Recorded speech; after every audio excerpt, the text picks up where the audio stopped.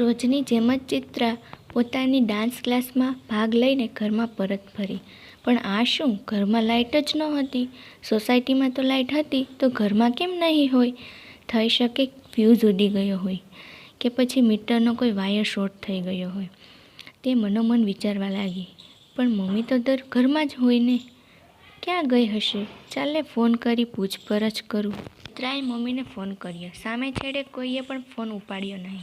હવે તો ચિત્રાને વધારે ટેન્શન થઈ ગયું. આ મમ્મી કેમ ફોન નહીં ઉપાડતી હોય? પપ્પાને તો ફોન કરાય જ નહીં, તે તો ઓફિસમાં હોય. ગમે તેમ હિંમત કરીને ચિત્રાએ ઘરના મેઇન ગેટની સાંકળ ખોલી, પછી મોબાઈલની લાઇટ કરી. ધીમે ધીમે દરવાજા તરફ આગળ વધી. રખેને તે પાછળ પણ જોઈ લેતી. આમ તો ચિત્ર હિંમતવાન હતી, તો પણ રાત્રિના સમયે કોઈ અજાણ્યા ભયની શક્યતાઓ રહેલી જ હોય. ક્યાં મૂકી હશે ચાવી? તે મોબાઈલની લાઇટથી પોતાના પર્સમાંથી ચાવી શોધી રહી હતી. આમ તો મમ્મી હંમેશા ઘરમાં જ હોય, તો પણ ઇમરજન્સી માટે વધુ એક ચાવી ચિત્રા પાસે રહેતી. મહા મહેનત આખરે ચાવી મળી. પોતાના કપાળ પર આવેલા પરસેવાને લૂછતા ચિત્રાએ ફરીથી પાછળ એક નજર કરી.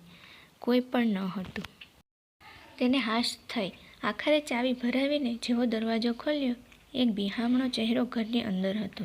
ચિત્રાએ તો જોરદાર ચીસ પાડી અને કંઈ પણ જોયા વગર ભાગવા લાગી. તે બિહામણો ચહેરો પણ તેની પાછળ ભાગ્યો. આગળ શું થયું? ભાગ 2 જોવા માટે ચેનલને લાઇક કરો, શેર કરો અને સબસ્ક્રાઈબ કરો.